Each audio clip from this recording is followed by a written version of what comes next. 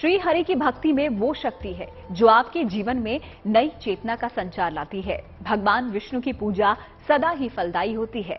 अगर सही विधि से सत्यनारायण की पूजा आपने जीवन में एक बार भी कर ली तो सारे विकार दूर होकर आपके जीवन में सुख का आगमन हो सकता है। तो अब आपको समझाते हैं भगवान सत्यनारायण की पूजा की सही विधि क्या है।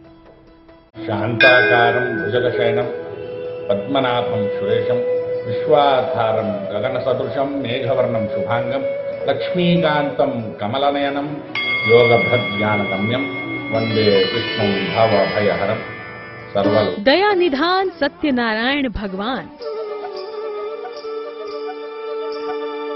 श्री सत्यनारायण का पूजन सवर जाएगा आपका संपूर्ण जीवन। भगवान विष्णु की पूजा सदा ही फलदायी है। सबसे सरल और सबसे प्रभावशाली पूजा है सत्यनारायण भगवान की। कष्ट निवारक और मोक्ष प्रदायिनी मानी जाती है श्री हरि के सत्यनारायण की पूजा, क्योंकि सत्यनारायण का पूजन जीवन में सत्य का महत्व बताता है। भगवान सत्यनारायण की पूजन का विधान पंचोपचार पूजन भी है और षोडशोपचार पूजन भी है। पंचोपचार पूजन में जल गंधक्षत पुष्प धूप दीप नैवेद्य, ये पंचोपचार पूजन हो गए। 5 प्रकार से जो है पूजा की जाए वो पंचोपचार है। और षोडशोपचार पूजा माने 16 प्रकार से, जिसमें जल गंध अक्षत पुष्प धूप दीप नैवेद्य सुगंधित द्रव्य उष्णोदक जल पंचामृत गंधोदक स्नान आदि आदि, ये 16 प्रकार से जो है भगवान का पूजन किया जाता है।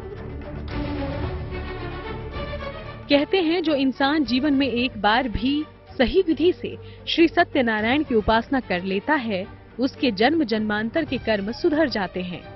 तो सत्यनारायण की इस अद्भुत उपासना में पूजन सामग्री को लेकर क्या ध्यान रखना जरूरी है, देखिए। इनकी पूजा कम से कम सामान और अत्यंत सरल तरीके से की जा सकती है। इनकी पूजा में गौरी गणेश नवग्रह और समस्त दिक्पाल भी शामिल हो जाते हैं। इनकी पूजा का सर्वश्रेष्ठ स्थान है केले का पेड़ या घर का ब्रह्म स्थान। इनकी पूजा में श्री शालिग्राम का विग्रह आवश्यक है। पंजीरी, पंचामृत, फल और तुलसी दल अति महत्वपूर्ण है। अगर आप भी अपने मुश्किल लक्ष्य को पाना चाहते हैं तो ये उपासना ही है आपके लिए सबसे उत्तम समाधान। तो आइए जानते हैं कि कैसे करें श्री हरि के इस रूप का पूजन। घर के ब्रह्म स्थान पर केले के पौधों से मंडप बनाएं। भगवान सत्यनारायण के विग्रह या चित्र की स्थापना करें।